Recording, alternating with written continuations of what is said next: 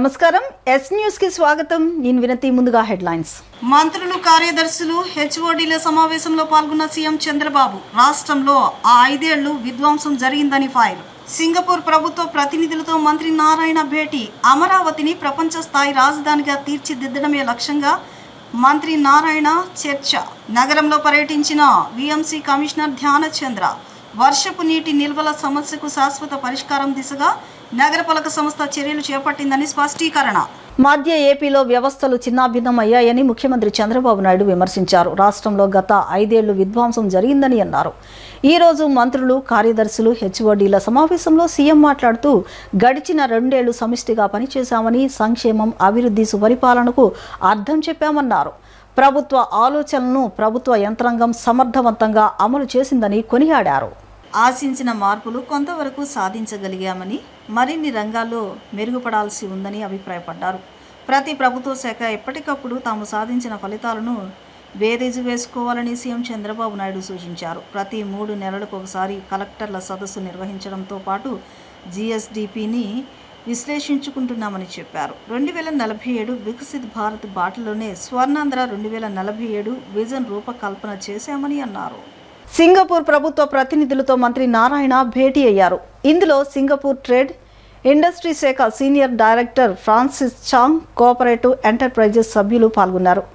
రాజధాని అమరావతి నిర్మాణంలో తమ వంతు సహాయం అందిస్తామని వారు ముందుకొచ్చారు. ప్రాజెక్టుల నిర్మాణంలో ఆధునిక సాంకేతికతల శిక్షణ, సలహాలు ఇస్తామని చెప్పారు. అమరావతిని ప్రపంచ స్థాయి రాజధానిగా తీర్చిదిద్దేందుకు ఆంధ్రప్రదేశ్ ప్రభుత్వం చేస్తున్న ప్రయత్నాల్లో భాగంగా రాష్ట్ర మంత్రి నారాయణ సింగపూర్ ప్రభుత్వ ప్రతినిధులతో కీలక సమావేశాన్ని నిర్వహించారు. ఈ సమావేశంలో సింగపూర్ ట్రేడ్ అండ్ ఇండస్ట్రీ మంత్రిత్వ శాఖ సీనియర్ డైరెక్టర్ ఫ్రాన్సిస్ చాంగ్ మరియు సింగపూర్ కోఆపరేటివ్ ఎంటర్ప్రైజెస్ ప్రతినిధులు పాల్గొన్నారు. ఈ సందర్భంగా అమరావతి నిర్మాణంలో తమ పూర్తి సహకారాన్ని అందిస్తామని సింగపూర్ ప్రతినిధులు హామీ ఇచ్చారు. రాజధాని నిర్మాణానికి సంబంధించి వివిధ ప్రాజెక్టులో తమకు ఉన్న అనుభవాన్ని, అత్యాధునిక సాంకేతిక పరిజ్ఞానాన్ని పంచుకోవడంతో పాటు అవసరమైన సలహాలు, సూచనలు మరియు శిక్షణ అందించేందుకు వారు ముందుకొచ్చారు. ప్రపంచ స్థాయి ప్రమాణాలతో అమరావతిని నిర్మించేందుకు అవసరమైన అన్ని రకాల సహాయ సహకారాలను అందిస్తామని వారు ఈ భేటీలో స్పష్టం చేశారు. నగరంలో ప్రతి వర్షాకాలంలో ప్రజలను ఇబ్బంది పెడుతున్న వర్షపు నీరు నిల్వల సమస్యకు శాశ్వత పరిష్కారం దిశగా నగరపాలక సంస్థ చర్యలు చేపట్టిందని మున్సిపల్ కమిషనర్ ధ్యానచంద్ర తెలిపారు. నగరంలోని పలు సమస్యాత్మక ప్రాంతాలను పరిశీలించిన ఆయన నీటి పారుదల వ్యవస్థను బలోపేతం చేసేందుకు బాక్స్ కల్వర్ట్ల నిర్మాణ పనులు వేగవంతంగా కొనసాగుతున్నాయని చెప్పారు. ఈ పనులు పూర్తయితే పలు కాలనీల్లో వర్షపు నీటి నిల్వలు గణనీయంగా తగ్గుతాయని వెల్లడించారు. ఆంధ్రప్రదేశ్కు జీవనాడిగా భావిస్తున్న పోలవరం ప్రాజెక్టు ప్రధాని నరేంద్ర మోదీ వరమని బీజేపీ రాష్ట్ర అధికార ప్రతినిధి ముళ్లపూడి రేణుక అన్నారు. ఈ నెల 16న రాష్ట్ర అధ్యక్షుడు పివిఎన్ మాధవ్ నేతృత్వంలో కేంద్ర రాష్ట్ర మంత్రులు శ్రీనివాస్ వర్మ, సత్యకుమార్ యాదవ్తో పాటు బీజేపీ ప్రజా ప్రతినిధులు, నాయకుల బృందం పోలవరం ప్రాజెక్టును సందర్శించి పనుల పురోగతిని పరిశీలించనున్నట్లు తెలిపారు. జాతీయ ప్రాజెక్టుగా పోలవరాన్ని పూర్తి చేసే బాధ్యతను కేంద్ర ప్రభుత్వం తీసుకుని అవసరమైన అనుమతులు, నిధులు అందిస్తూ పనులను వేగవంతం చేస్తోందన్నారు. గత ప్రభుత్వ హయాంలో పనులు జాప్యం కాగా ఎన్డీఏ ప్రభుత్వం ఏర్పడిన తరువాత ప్రాజెక్టు పనులు వేగంగా సాగుతున్నాయని పేర్కొన్నారు. వచ్చే ఏడాదిలో మిగిలిన టెన్నెళ్లు, కాలువల పనులు పూర్తి చేసి పోలవరం ప్రాజెక్టును జాతికి అంకితం చేయడమే లక్ష్యమని ముళ్లపూడి రేణుక వెల్లడించారు. ఈరోజు పోలవరం ప్రాజెక్ట్, పోలవరం మోడీ వరం, మోడీ తోడు ఆంధ్ర జోరు, ఆంధ్రులకు అమృత కలశం లాంటిది పోలవరం.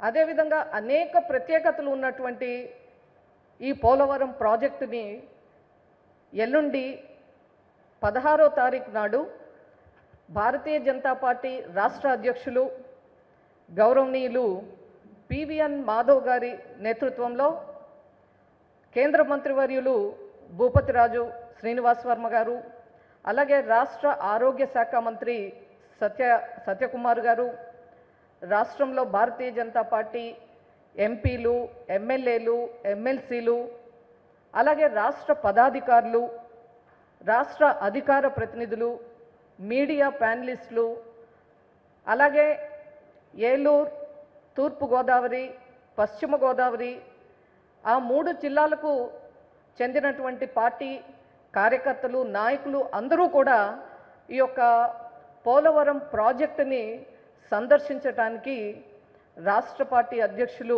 మాధవ్ గారు నిర్ణయించటమైనది.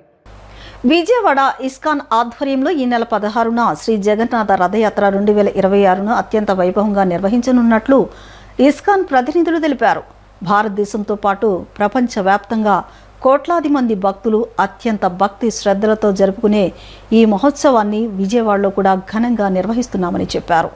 రథయాత్రలో శ్రీ జగన్నాథ స్వామి, బలరాముడు, సుభద్రాదేవి ఉత్సవ విగ్రహాలను ప్రత్యేకంగా అలంకరించి రథాలపై నగర వీధుల గుండా ఊరేగిస్తామని వెల్లడించారు.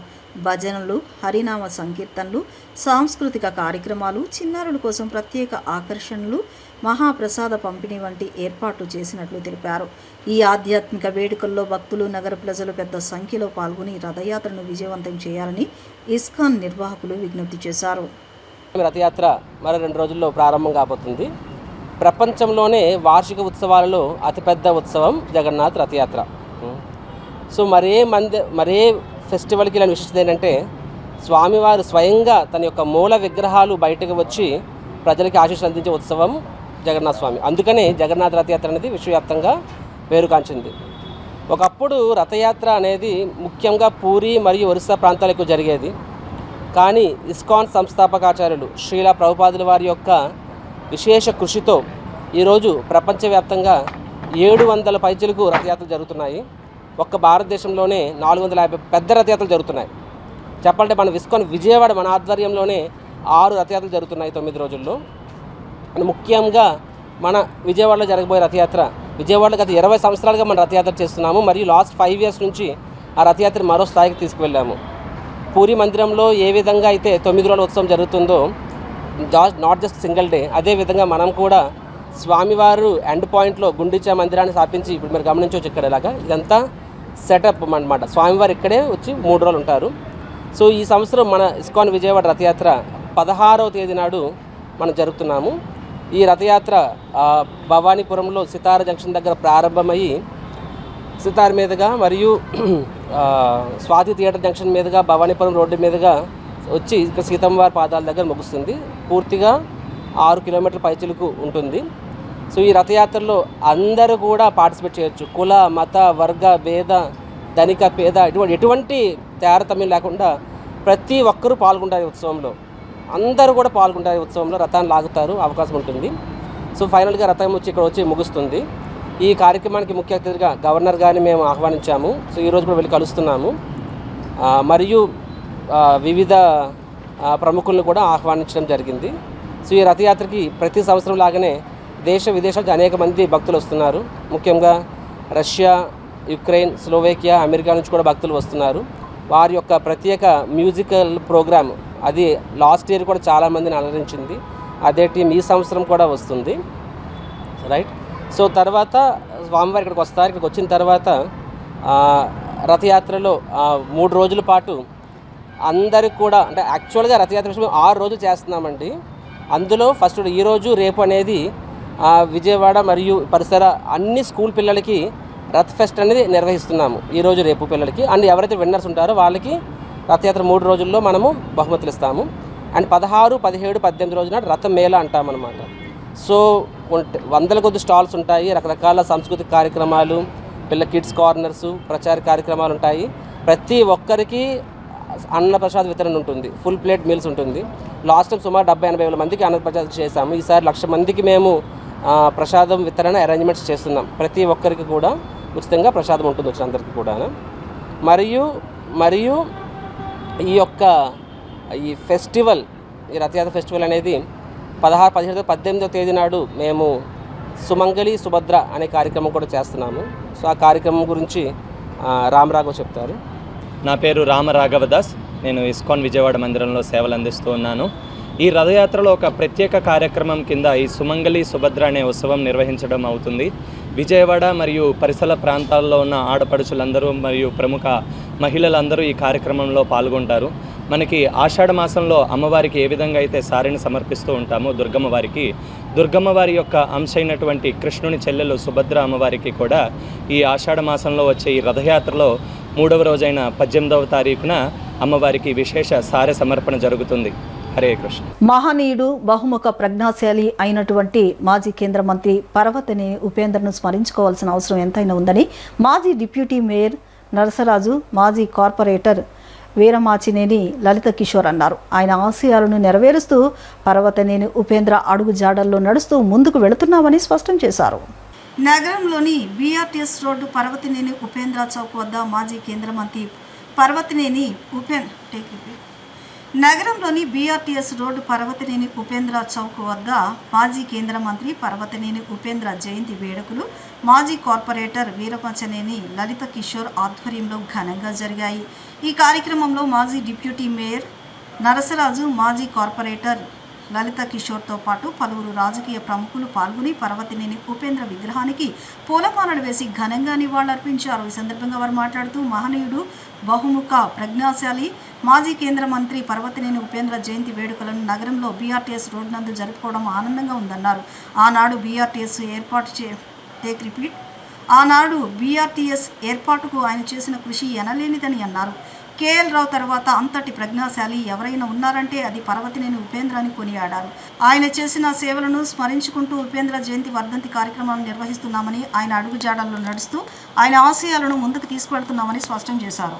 కేంద్ర మంత్రివర్యులు, విజయవాడ పార్లమెంట్ సభ్యులుగా అనేక సేవలు అందించినటువంటి పెద్దలు గౌరవనీయులు శ్రీ పర్వతనేని ఉపేంద్ర గారి 90వ జయంతి సందర్భంగా ఈ రోజున ఆయన విగ్రహం ఉన్నటువంటి ఈ ప్రాంతంలో ఉపేంద్ర గారి చౌక్గా కూడా పిలుస్తారు దీన్ని. ఈ ఉపేంద్ర గారి చౌక్లో ఆయనకి నివాళులు అర్పించడం జరిగింది. అనేక మంది పెద్దలు ఇక్కడికి విచ్చేశారు. వారందరికీ కూడా ధన్యవాదాలు తెలియజేసుకుంటూ, ఉపేంద్ర గారు అంటే అభివృద్ధి అంటే ఉపేంద్ర గారు. ఏదైనా ఒక పథకం చేపట్టాలంటే, ఒక పథకం పూర్తి కావాలంటే ఉపేంద్ర గారి పట్టుదలని అందరూ ఆదర్శంగా తీసుకోవాల్సినటువంటి అవసరం ఉంది. ఒక పని తలపెడితే ఆ పని అయ్యేంత వరకు కూడా నిద్రపోనటువంటి పార్లమెంట్ సభ్యులు ఎవరంటే పర్వతనేని ఉపేంద్ర గారు అని చెప్పచ్చు. ఉపేంద్ర గారికి ముందు, ఉపేంద్ర గారి తర్వాత గనక పరిశీలించినట్టయితే, ఉపేంద్ర గారు వచ్చిన తర్వాత పార్లమెంటు సభ్యుడి యొక్క గమనం, లక్ష్యాలు స్పష్టంగా మారిపోయినాయి. అంతకుముందు ఏ విధంగా ఉన్నాయి, ఉపేంద్ర గారు వచ్చిన తర్వాత ఏ విధంగా ఉన్నాయి అంటే, ప్రతి నియోజకవర్గంలో ఒక ఆఫీస్ పెట్టి సెంట్రల్ ఆఫీస్ ద్వారా మానిటరింగ్ చేసి ఆ నియోజకవర్గంలో అభివృద్ధి కమిటీలు ఏర్పాటు చేసి దేశంలో పెద్ద పెద్ద నాయకులందరిని తీసుకొచ్చి ఒక దిశ ఏర్పాటు చేసిన ఉపేంద్ర గారిని గురించి నరసరాజు గారు చాలా విషయాలు గొప్పగా చక్కగా చెప్పారు. మనం ఉపేంద్ర చౌక్ అని నామకరణం చేసుకోవటంలో ఇది ఉపేంద్ర గారి, కేంద్ర మాజీ మంత్రి ఉపేంద్ర గారి కృషి ఎంతో ఉంది. దానికి గుర్తింపుగా మనం ఇక్కడ ఉపేంద్ర చౌక్, పర్వతనేని ఉపేంద్ర చౌక్ అని కూడా నామకరణం చేసుకున్నాం. ఈ విగ్రహ ప్రతిష్ట మనం చేసేటప్పుడు రాసయ్య గారు ఇక్కడికి రావటం జరిగింది. ఆయన చేతుల మీదుగానే ఓపెనింగ్ చేయటం జరిగింది. అంటే ఒక సీఎం వచ్చి ఒక మా మినిస్టర్ విగ్రహానికి ఎంత గొప్పగా ఇక్కడ చేశారో అప్పుడు అందరికీ కూడా తెలుసు. ప్రజ్ఞ అనేది ఏ లెవెల్లో ఉండాలో తెలిసిన మనిషి. ఆల్ ఇండియా కన్వీనర్ చేశారు.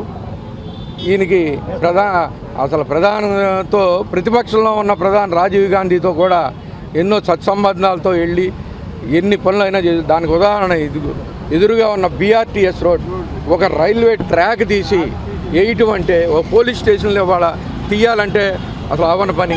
అటువంటి ట్రాక్ మొత్తం చేసి విజయవాడ ట్రాఫిక్ని ఈ రకంగా చేయటం ఆయన వల్లే అయ్యింది.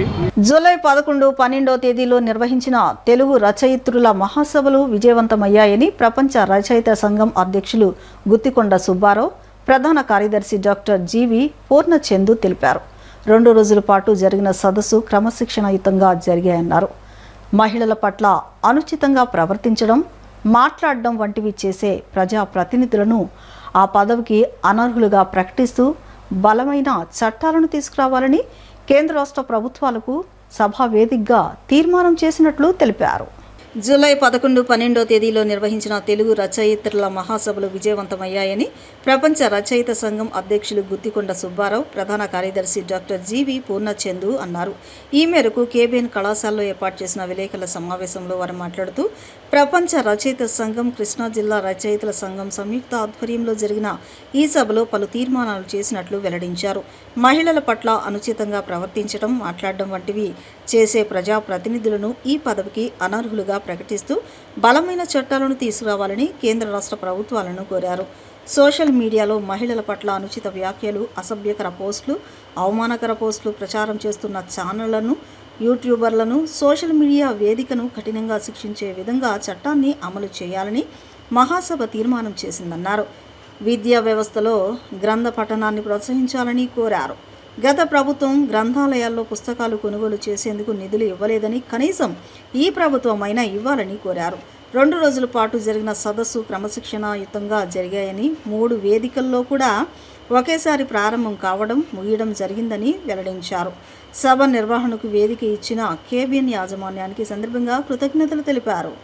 ఒక విషయం, ఒక క్లారిఫికేషన్ కూడా మీరు అడగమునిపై మేము ఇవ్వాలి. 6 ప్రపంచ తెలుగు రచయితల మహాసభలు నిర్వహించాం. కానీ ఈసారి మేము ఆ ప్రపంచ అన్న పదం వాడలా. దానికి కారణం ఏంటంటే 6 ప్రపంచ మహాసభలు కూడా, ప్రపంచ తెలుగు రచయితల మహాసభలు కూడా ప్రపంచ తెలుగు అన్న కాన్సెప్ట్ మీద పెట్టినవి. తెలుగుని ప్రపంచ తెలుగుగా తీర్చిదిద్దడం కోసం, అంటే భాషను ఆధునీకరించి ఆధునిక సాంకేతిక పరిజ్ఞానానికి అనుగుణంగా తెలుగు భాషను కూడా రూపొందించడానికి చేపట్టవలసిన చర్యలను దృష్టిలో పెట్టుకుని మేము మొదటి ప్రపంచ తెలుగు రచయితల మహాసభలు చేసాం. అప్పుడే ప్రపంచ తెలుగు అనే కాన్సెప్ట్ని మేము ప్రతిపాదించాం. 2011లో మా సభలకి అప్పటి ప్రభుత్వం వారు మా సభలలో 18 యూనికోడ్ ఫాంట్స్ రిలీజ్ చేశారు. ఒక కీబోర్డ్ రిలీజ్ చేశారు అచ్చ తెలుగుకి సంబంధించి. ఇదంతా కూడా ప్రపంచ తెలుగు కాన్సెప్ట్. దాని తర్వాతే సిలికాన్ వ్యాలీలో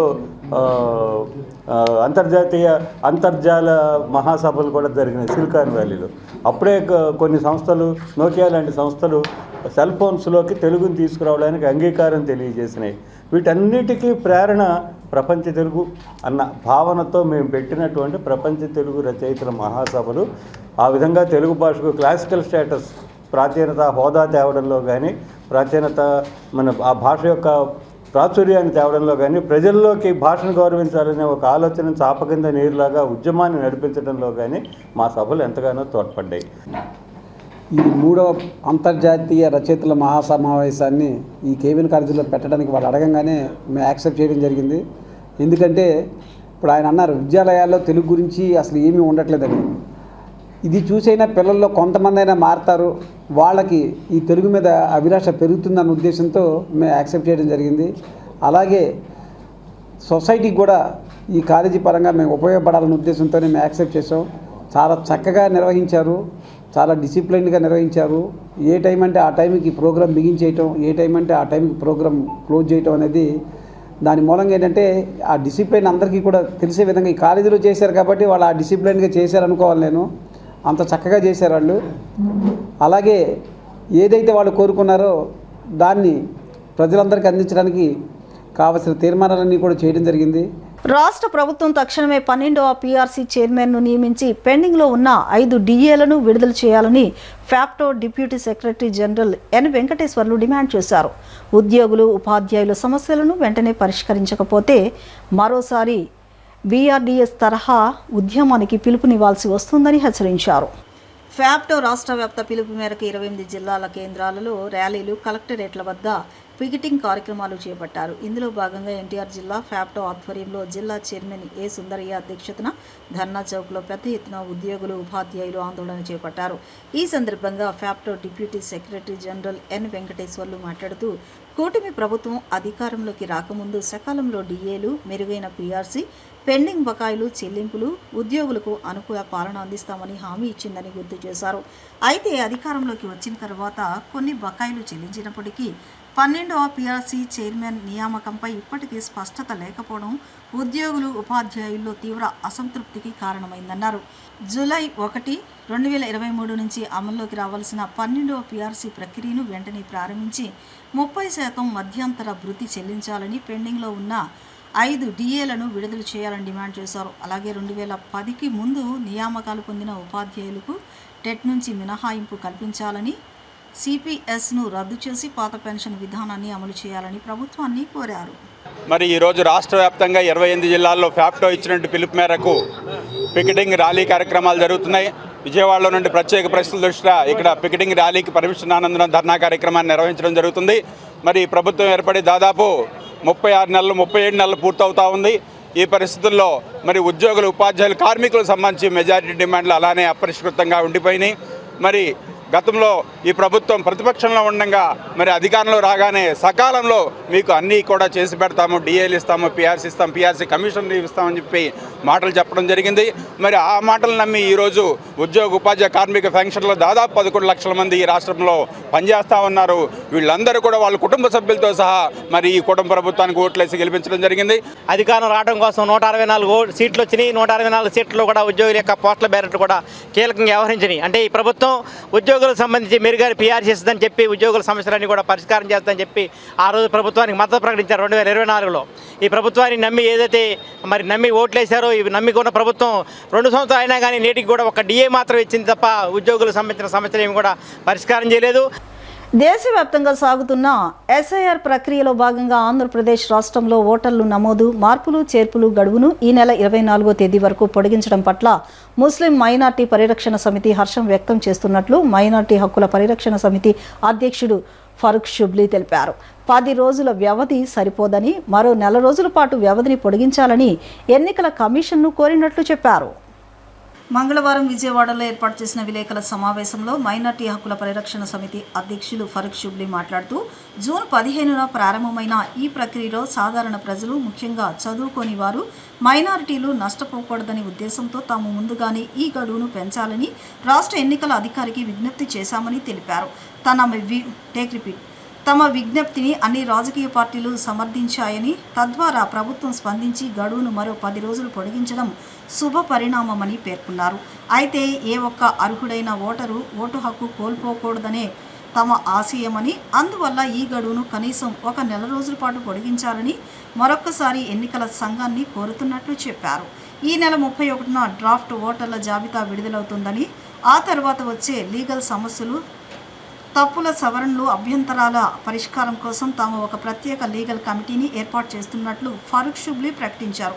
హైకోర్టు న్యాయవాది అబ్దుల్ సలీం అధ్యక్షతన రాష్ట్ర వ్యాప్తంగా సుమారు 20 మంది సీనియర్ న్యాయవాదులతో కూడిన ఈ కమిటీ బాధితులకు ఉచితంగా న్యాయ సలహా అందిస్తుందని వివరించారు. ఓట్ల నమోదులో ఎవరికి ఏ ఇబ్బంది వచ్చినా తమను సంప్రదించవచ్చునని, ఇది కేవలం ముస్లింలకే కాకుండా ఇబ్బందుల్లో ఉన్న ప్రతి ఒక్కరికి వర్తిస్తుందని స్పష్టం చేశారు. అందరికన్నా ముందు అనంత కరుణామయుడు, అపార కృపాసురుడైనటువంటి భగవంతునికి శతకోటి ధన్యవాదాలు తెలియజేస్తున్నాను. ఎందుకంటే ఏదైతే ఎస్ఐఆర్ ప్రక్రియ జరుగుతుందో మొత్తం రాష్ట్ర వ్యాప్తంగా, దేశవ్యాప్తంగా జరుగుతుంది. అందులో మరీ ముఖ్యంగా జూన్ 15వ తారీఖు నుంచి ఏదైతే ఎస్ఐఆర్ ప్రక్రియ మొదలైందో, అందరికన్నా ముందు మైనార్టీ హక్కుల పరిరక్షణ సమితి, రాజకీయ పార్టీలు కూడా ఈ డిమాండ్ చేయకముందే మీరు మీడియా మిత్రులందరూ కూడాను సహకారంతో ఆ రోజున ఎన్నికల అధికారి గారిని మనం వెళ్ళి కలిసి దీన్ని ఇంకొంచెం ఎక్స్టెండ్ చేయాలి అని చెప్పేసి మనం ఒక డిమాండ్ అనేది రేస్ చేయడం జరిగింది. దాని తర్వాత అన్ని రాజకీయ పార్టీలు కూడాను ఆ డిమాండ్ని అందుకున్నాయి. అల్హమ్దులిల్లా ఈ రోజున కూడాను ఇవాళ 14th జూలై కాబట్టి ఇవాళ లాస్ట్ డే, ఎలాగైనా కానీ ఇంకొక నెల రోజులైనా కానీ పెంపొందించాలి, దీన్ని పెంచాలి అని చెప్పేసి మనం డిమాండ్ చేద్దాం అని చెప్పేసి మీడియా సమావేశం ఇన్వైట్ చేయడం జరిగింది. ఇంతలోనే మనకి ఎన్నికల అధికారి దగ్గర నుంచి అఫీషియల్ ప్రెస్ స్టేట్మెంట్ అనేది వచ్చింది. అదేంటంటే 24th వరకు, అంటే 10 రోజులు ఇంకా దీన్ని ఎక్స్టెండ్ చేయడం జరుగుతుందని చెప్పేసి. అందరికన్నా ముందు ఆ రాష్ట్ర ప్రభుత్వానికి, అదేవిధంగా ఎన్నికల అధికారులకు, దాని తర్వాత మీడియా మిత్రులకు సైతం కూడా, ఎందుకంటే మేము లేవదీసినటువంటి ఏదైతే డిమాండ్ ఉందో ఆ డిమాండ్ని మీరు నొక్ అండ్ కార్నర్ మొత్తం రాష్ట్ర వ్యాప్తంగా కూడాను ప్రతి చోట తీసుకెళ్లడంలో సహకారం అందించినటువంటి మీడియాకు కూడాను మనస్ఫూర్తిగా ధన్యవాదాలు తెలియజేస్తూ, అదేవిధంగా ఈ ఎన్నికల ప్రక్రియ అనేది, ఈ ఎస్ఐఆర్ ప్రక్రియ అనేది 24th జూలైకి అయిపోయిన తర్వాత డ్రాఫ్ట్ పబ్లికేషన్ వచ్చేసి 31st జూలైన డ్రాఫ్ట్ పబ్లికేషన్ రిలీజ్ అవుతుంది. ఆ ఎస్ఐఆర్ ప్రక్రియ మన రాష్ట్రంలో కూడా పోయిన నెల 14వ తేదీ ప్రారంభమైంది. ఆ ప్రక్రియ స్టార్ట్ కాకముందు నుంచి కూడా ముఖ్యంగా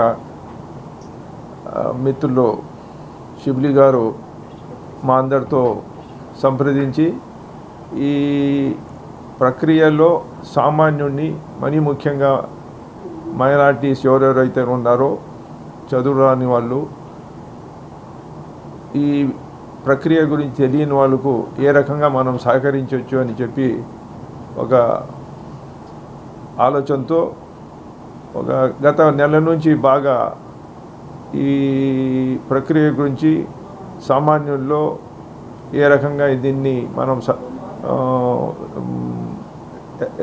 ఎస్ఐఆర్ ప్రక్రియ ఏదైతే ఉందో, ఎలక్షన్ ఆయన ఎన్యూమినేషన్స్ ఏదైతే ఉన్నాయో అది ఏ రకంగా చేయాలనే ఉద్దేశంతో గ్రామాన ముఖ్యంగా 65 కాన్స్టిట్యూన్సీలు అయితే పూర్తిగా కాన్సన్ట్రేట్ చేయడం జరిగింది. మొత్తం రాష్ట్రం అంతా చేయడం జరిగింది. మంచి ఫలితాలు కూడా వచ్చాయి. అందులో ముఖ్యంగా బిగినింగ్లో కొద్దిగా బిఎల్ఓస్ రాకపోవడంతో ఎంఎస్పిహెచ్ అధ్యక్షులు గారు షిబ్లీ గారు ఆయన బృందము చీఫ్ ఎలక్షన్ పోయి ఆయన కలవడం. వార్తలు ముగించే ముందు ముఖ్యాంశాలు మరొకసారి. మంత్రులు, కార్యదర్శులు, హెచ్ఓడీల సమావేశంలో పాల్గొన్న సీఎం చంద్రబాబు. రాష్ట్రంలో ఆ 5 ఏళ్లు విధ్వంసం జరిగిందని ఫైర్. సింగపూర్ ప్రభుత్వ ప్రతినిధులతో మంత్రి నారాయణ భేటీ. అమరావతిని ప్రపంచ స్థాయి రాజధానిగా తీర్చిదిద్దడమే లక్ష్యంగా మంత్రి నారాయణ చర్చ. నగరంలో పర్యటించిన విఎంసీ కమిషనర్ ధ్యానచంద్ర. వర్షపు నీటి నిల్వల సమస్యకు శాశ్వత పరిష్కారం దిశగా నగరపాలక సంస్థ చర్యలు చేపట్టిందని స్పష్టీకరణ. ఈ వార్తలు ఇంతటితో సమాప్తం. నమస్కారం.